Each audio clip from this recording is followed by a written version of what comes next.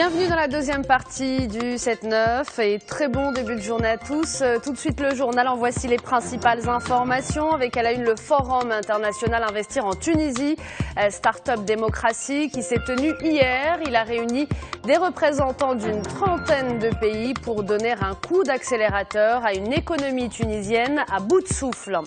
En Irak, le Parlement irakien a approuvé hier le gouvernement de Haïdar al-Abadi. Le Premier ministre devrait désigner deux des ministres qui seront à la pointe de la lutte face à l'État islamique, contre lequel une quarantaine de pays devraient se mobiliser. Et puis enfin, nous reviendrons sur ce déluge meurtrier en Inde et au Pakistan. Les pluies torrentielles de la mousson ont fait plus de 350 morts. L'armée a été déployée pour participer aux opérations de secours.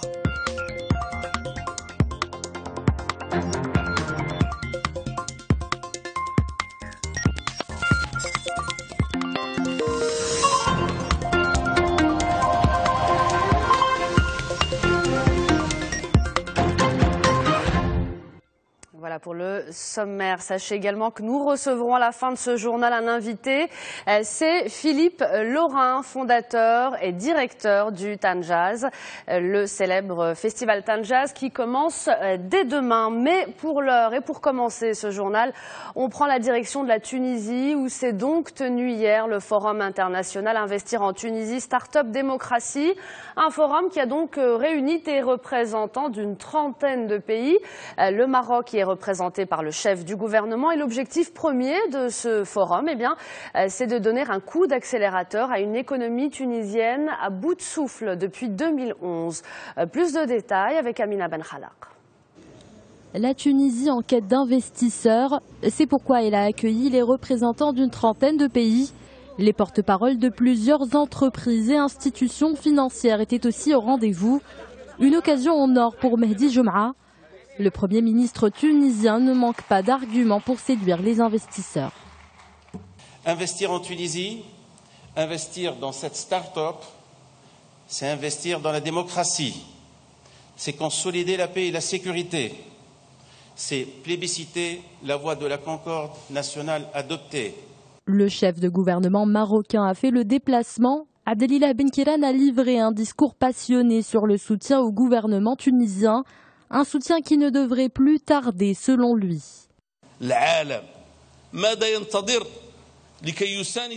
Qu'attend le monde pour vous soutenir comme il le faut, pour vous aider sans compter?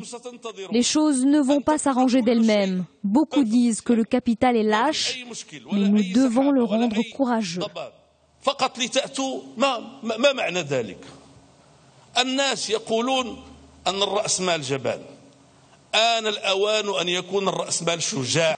Selon Abdelilah Benkiran, le succès de la Tunisie, c'est l'échec du terrorisme. Même son de cloche du côté de Manuel Valls. Pour le Premier ministre français, ce forum est aussi l'occasion d'évoquer les défis sécuritaires dans la région. À l'heure où le chaos menace la Libye, où la barbarie sévit en Irak et en Syrie, la Tunisie a besoin de tout notre soutien pour continuer d'avancer sur la voie de la démocratie. L'économie tunisienne sombre dans la crise depuis 2011. Le Forum économique mondial l'a placé en 87e position sur 144 pays dans son classement sur la compétitivité.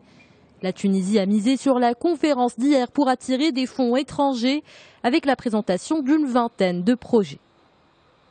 Et puis, toujours depuis ce forum à Tunis, le chef du gouvernement, Abdelilah Benkiran, a déclaré que la meilleure façon de lutter contre l'instabilité et le terrorisme, c'était donc de promouvoir les investissements dans la région. Et il a également appelé au soutien de la Tunisie pour faire aboutir son processus démocratique et renforcer sa stabilité. On fait le point sur le dossier irakien à présent après des mois de crise marqués par l'incapacité du gouvernement à contrer l'avancée de l'État islamique. Le Parlement a fini par approuver un nouvel exécutif, c'est celui de Haïdar al-Abadi. Les États-Unis ont félicité le Premier ministre irakien. Ils ont aussi rappelé leur soutien dans la lutte contre l'État islamique. Manal Ardali. En pleine crise politique et sécuritaire, le Parlement irakien approuve le nouveau gouvernement de Haïdar al-Abadi. Un gouvernement de coalition nationale chargé de mettre fin aux divisions communautaires très contestées durant les 2 mandats de Nouri al-Maliki. Le nouveau cabinet n'est cependant pas au complet. Les ministres de l'Intérieur et de la Défense ne sont pas encore pourvus. Haïdar al-Abadi a demandé un délai d'1 semaine pour attribuer les postes vacants. D'ici là, c'est lui-même qui assurera l'intérim. Je vais présenter les nouveaux ministres. Je les respecte tous et je m'engage à m'inscrire à leur côté dans une action commune et concertée. Mais il faut dire que je n'ai pas proposé tous ces ministres, même si mon statut me le permet, car quelques alliances ne m'ont pas accordé leur confiance. Ravagé par les violences, l'Irak vit depuis le 9 juin un véritable calvaire. Les États-Unis s'apprêtent à bâtir une coalition internationale avec plus de 40 pays après un mois de frappes aériennes sur des positions de l'État islamique. La formation du nouveau gouvernement rassure les alliés de Bagdad dans sa guerre contre les djihadistes. Afin de surmonter les divisions ethniques et sectaires, le Parlement irakien a donné son approbation à un gouvernement inclusif capable d'unifier les différentes communautés irakiennes. L'objectif est d'édifier un Irak fort et de permettre à ces communautés de construire l'avenir que tous les Irakiens désirent et méritent bien. Sur le terrain, plus de 18 personnes ont été tuées et 50 autres blessées dans un double attentat suicide et des affrontements à Doulouya, une petite ville située à 90 km au nord de Bagdad. Selon des témoins, l'assaut a été mené par l'État islamique pour prendre le contrôle de cette localité. Et on va rester en Irak pour suivre l'histoire de Sadek, un Irakien vraisemblablement tué par les djihadistes de l'État islamique. Ses proches ne pourront pas l'enterrer, malheureusement, car son corps est introuvable, comme c'est le cas pour de nombreuses autres familles irakiennes. Le reportage tout de suite. Les amis de Sadek Saber et son fils sont à la recherche de sa dépouille. Ils transportent avec eux un cercueil en espérant la retrouver. Sadik était routier. Il a été enlevé par l'État islamique le 11 juin, alors qu'il était en route pour Bagdad, près de Suleiman Bek, avec son frère et son patron, Mohamed Hatem. On prenait cette route tout le temps. On a entendu des tirs la nuit où ils l'ont pris. On a fait demi-tour et passé la nuit dans un restaurant. Puis à 5h30 du matin, on est reparti. L'État islamique l'a capturé sur le pont. J'ai fait demi-tour, mais il a continué et ils l'ont pris. Après avoir perdu sa trace, Mohamed a appelé sur son téléphone. Un djihadiste a répondu pour lui dire qu'il était de l'État islamique et qu'ils allaient le tuer. Le 5 septembre, ses proches ont peut-être trouvé un indice. Des milices chiites ont découvert une fosse commune avec des dizaines de corps près de Suleiman Bek.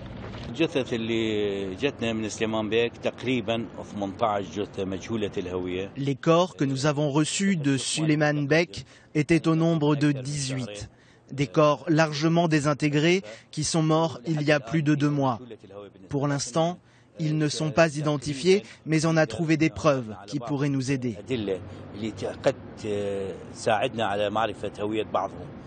Sur cette télévision, le fils aîné de Sadek, Ahmed, avec Mohamed, peuvent voir les restes de la fosse commune. Ils cherchent un signe de Sadek, une chemise, un téléphone, un indice qui pourrait leur confirmer que son corps est permis de se retrouver. Mais malheureusement, rien pour l'instant. On n'a pas trouvé de preuve que mon père puisse être parmi ces gens. Ni ses vêtements, ni son téléphone, rien. Pour les proches de Sadek, les recherches vont continuer pour un jour peut-être faire leur deuil. Voilà pour l'Irak. En Syrie voisine, les forces du régime syrien ont lancé hier une offensive pour reprendre aux rebelles une zone stratégique près de Damas. Des combattants rebelles, dont certains de la branche syrienne d'Al-Qaïda, le Front al-Nosra, se sont emparés il y a 2 jours de larges secteurs au sud-est de la capitale syrienne, selon l'Observatoire syrien des droits de l'homme. Les forces du régime de Bachar el-Assad ont alors lancé une contre-offensive et pilonné ce secteur stratégique. Au moins 10 rebelles ont été tués dans cet assaut. Par ailleurs, les forces du régime ont aussi poursuivi les raids qu'ils mènent depuis plusieurs semaines maintenant contre les djihadistes dans le nord et l'est du pays. Selon des militants, ces raids font de nombreuses victimes civiles à Raqqa et Derzor. Selon les Nations Unies, plus de 191 000 personnes sont mortes depuis le début de la guerre en Syrie, une guerre commencée en mars 2011. Et puis autre information ce matin, je vous le disais en titre, ce sont donc les graves intempéries au Pakistan et en Inde. Après 3 jours de pluie torrentielle, le bilan est lourd. On dénombre pour l'instant 350 morts, un chiffre qui pourrait encore augmenter. Des milliers de villages ont été touchés par une spectaculaire montée des eaux provoquée par la mousson. L'armée a été déployée dans les 2 pays pour participer aux opérations de secours.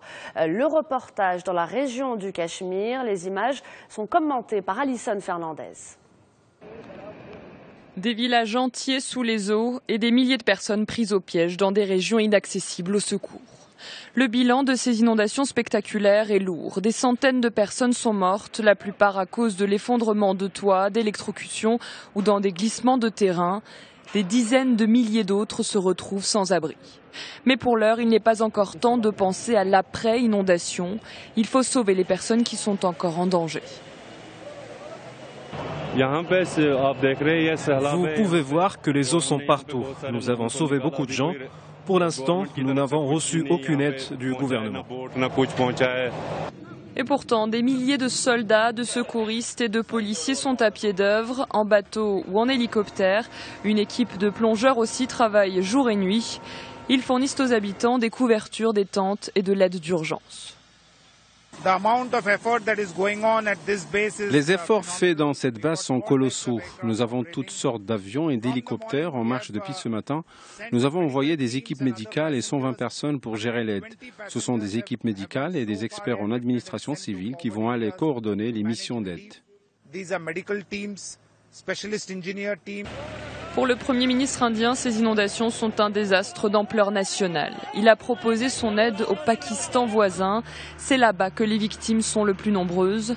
Cela fait 4 ans maintenant que le pays subit des inondations meurtrières lors des moussons.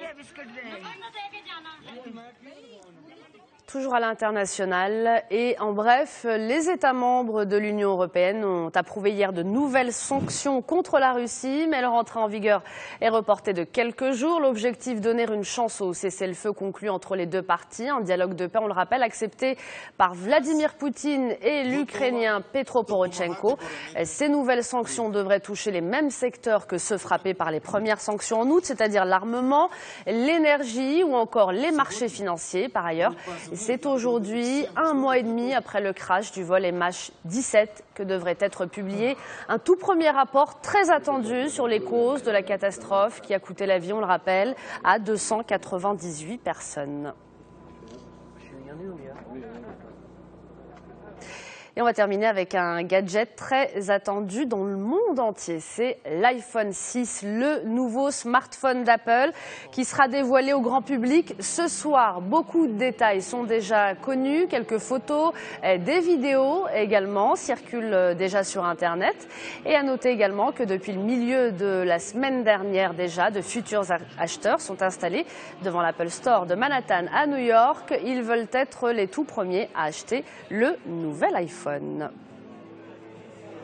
Et voilà pour le journal. Tout de suite, nous avons le plaisir, comme promis, de recevoir sur le plateau du 7-9 Philippe Laurin, fondateur, directeur du célèbre festival Tanjaz. Bonjour, merci d'être avec nous ce matin. Merci de m'avoir invité. Je vous en prie.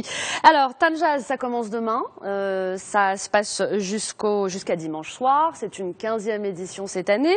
Un festival qui gagne, on imagine, en succès d'année en année. On imagine, vu le nombre de visiteurs. Et puis c'est aussi un événement qui crée aussi, on peut le dire, une certaine attractivité touristique pour la ville de Tanger. Certainement. Nous savons, vous savez, vous auriez beaucoup de peine aujourd'hui à trouver une chambre d'hôtel pour le prochain week-end à Tanger. Oui. Ça veut tout dire.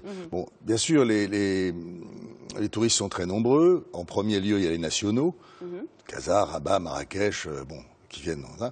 Et on a évidemment beaucoup aussi de touristes qui viennent de l'étranger. J'ai même anecdotiquement quelqu'un qui vient du Brésil qui m'a dit « Est-ce qu'on aura des places ?» Il a envoyé un mail hier. Bon.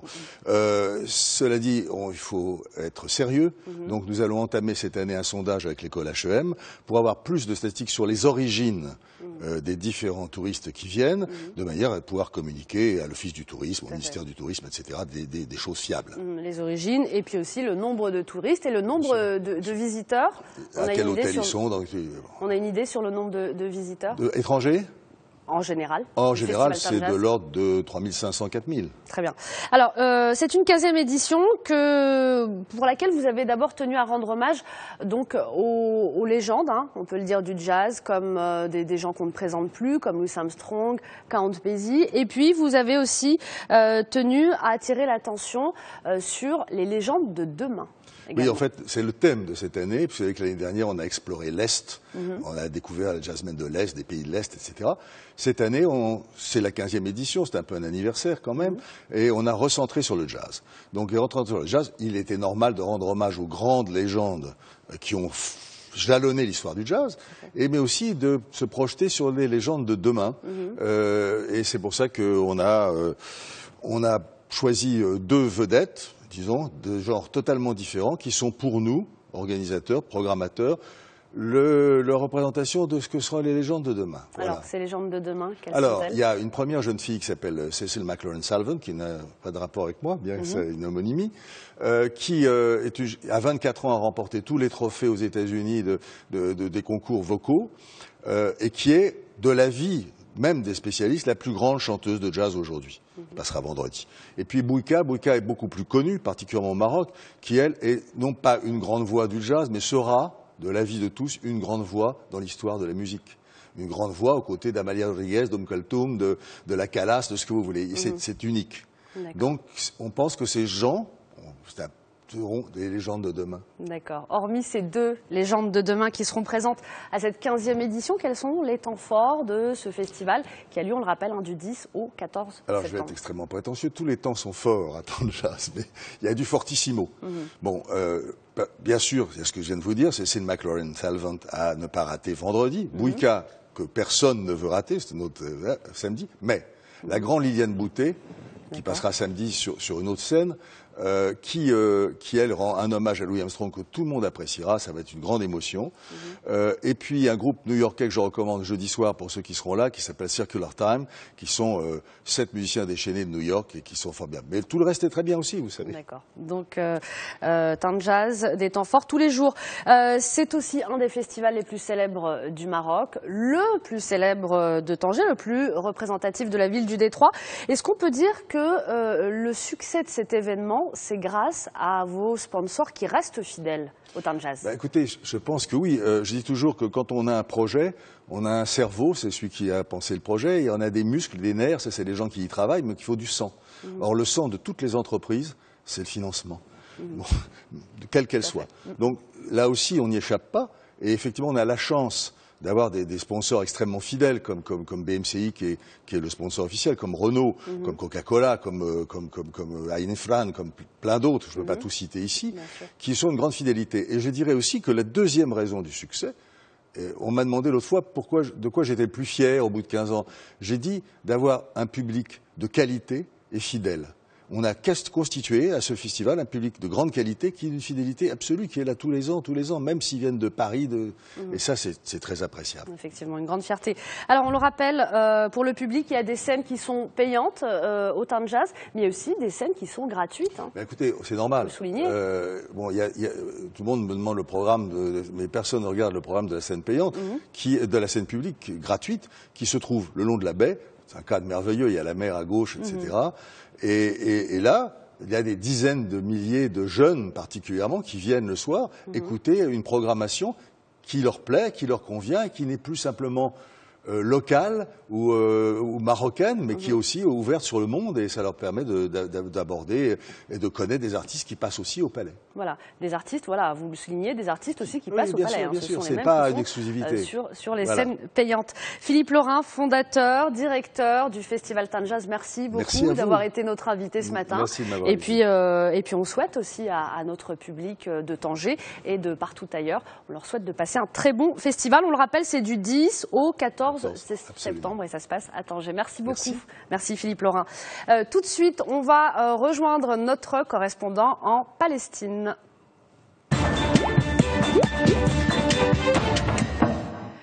C'est en direct de Ramallah que nous retrouvons Nicolas Roper. Bonjour Nicolas. Bonjour Naïma, bonjour à tous. Nicolas, les tensions restent vives, notamment à Jérusalem. Ce week-end, on a appris la mort d'un jeune décédé de ses blessures après avoir été visé par les forces de l'ordre israéliennes. Oui, un jeune adolescent de 16 ans a été tué, on l'a appris donc ce week-end, et depuis dimanche soir où on a appris la nouvelle, les manifestations, les affrontements ne cessent à Jérusalem entre d'un côté les forces de l'ordre et de l'autre des jeunes palestiniens énervés. L'histoire de ce jeune n'est pas encore claire, deux versions s'affrontent. D'un côté, ses parents et sa famille assurent qu'il allait tranquillement à la mosquée alors qu'il n'y avait pas d'affrontement dans le quartier où il était. De l'autre côté, les forces de l'ordre réfutent cette version, expliquant qu'il faisait partie de manifestants, de jeunes en colère qui ont lancé des pavés et différentes pierres contre les forces de police. Cette version semble mise en difficulté par le nombre de témoignages recueillis ici, et c'est pour ça que la colère des habitants de Jérusalem, des Palestiniens de Jérusalem est à son comble. Hier soir encore, il y a eu des affrontements après les funérailles de ce jeune homme. On va voir aujourd'hui ce qui se passe, mais en tout cas la tension est très forte. D'accord. L'autre événement dans la région, Nicolas, ce sont les menaces qui pèsent sur le gouvernement d'union palestinien. Oui, depuis ce week-end, Mahmoud Abbas, le président de l'autorité palestinienne, fait pression sur son allié, le Hamas, le mouvement islamiste, et il a menacé carrément de mettre fin au gouvernement d'union qui fait partie du paysage politique maintenant depuis le mois de juin. Les deux forces, le Fatah et le Hamas, se sont liés pour avoir un gouvernement commun entre la Cisjordanie et la bande de Gaza. C'était une première depuis 2007, après de longs mois de négociations. Plusieurs années avaient même été nécessaires pour que les deux parties puissent discuter. Et depuis ce week-end, Mahmoud Abbas a menacé de faire tomber ce gouvernement. Il estime que d'un côté, le Hamas ne veut pas rendre le contrôle de la bande de Gaza, c'était pourtant dans l'accord, et après la guerre à Gaza, qui pendant 50 jours a frappé entre l'armée israélienne et les groupes combattants palestiniens, Mahmoud Abbas demande maintenant, pour aider la reconstruction, à ce que l'autorité palestinienne reprenne le pouvoir dans la bande de Gaza. Et l'autre problème, ce que lui reproche le Hamas, c'est que les salaires des fonctionnaires du Hamas ne peuvent pas être payés par l'autorité palestinienne. C'est pourtant un point sensible. Le Qatar avait proposé sa médiation et avait proposé directement de payer les salaires. Ça ne semble pas possible. Donc là aussi, des difficultés sont à venir. Alors Nicolas, quelles pourraient être les conséquences si le président Mahmoud Abbas mettait ces menaces à exécution? Eh bien, vous l'imaginez, elle pourrait être très grave dans un contexte difficile. Après cette guerre à Gaza, après ce gouvernement qui est la seule lueur d'espoir, les négociations de paix entre Israéliens et Palestiniens sont rompues depuis l'annonce de ce gouvernement. On ne comprend pas vraiment ce que cherche à faire Mahmoud Abbas. C'est d'un côté un coup de poker qu'il peut jouer, mais il n'aura pas deux chances. Son coup de bluff peut marcher une seule fois. Soit il met sa menace à exécution, soit le Hamas cède devant ces pressions. Aujourd'hui, le Hamas semble avoir le soutien de la population, notamment à Gaza où il a redoré son blason après cette guerre, mais aussi en Cisjordanie où il est plus fort que jamais. Des manifestations de soutien au Hamas ont eu lieu ces dernières semaines après la victoire, comme il l'appelle, des Palestiniens à Gaza. C'est en tout cas une situation très difficile. Mahmoud Abbas semble esselé, il veut reprendre la main, mais on est vraiment à deux doigts d'une crise politique majeure dans les territoires palestiniens. On imagine. Un dernier mot, Nicolas, sur Gaza, et 15 jours après l'annonce du cessez-le-feu, la reconstruction semble bien difficile à imaginer. Oui, il y a plusieurs problèmes, notamment les destructions immenses qui sont notables dans l'enclave palestinienne. Mais la reconstruction ne passera que par la levée du blocus. Là-dessus, tout le monde est à peu près clair. Les Israéliens, dans l'accord qu'ils ont signé avec les différentes factions palestiniennes, ont annoncé des facilités, notamment concernant les ONG qui pourront se déplacer plus facilement. Les matériaux de construction devaient aussi passer de manière beaucoup plus légère, sans tous ces contrôles imposés par les Israéliens, sans ces restrictions. Aujourd'hui, il n'en est rien, dénoncent les organisations palestiniennes et internationales. Le blocus n'est pas levé, le transport de matériaux est tout aussi compliqué. Comment reconstruire sans ciment, sans béton, sans tous les matériaux dont a besoin les constructeurs pour pouvoir rebâtir dans l'enclave palestinienne. Aujourd'hui, les organisations Palestiniens sont en colère. Certains aussi dénoncent que la reconstruction de Gaza doit passer par Israël. C'est la manière dont ça doit se procéder. Mais certains aussi dénoncent le fait qu'Israël va s'enrichir grâce à ce terrain de construction qui sont dus à l'armée israélienne. Il y a donc aussi un défi majeur à relever dans la bande de Gaza par rapport à cette reconstruction qui va coûter plusieurs milliards de dollars. Nicolas Repère en direct de Palestine pour Médien TV. Merci Nicolas pour toutes ces informations. On vous dit à très bientôt. La revue de presse à suivre dans un instant.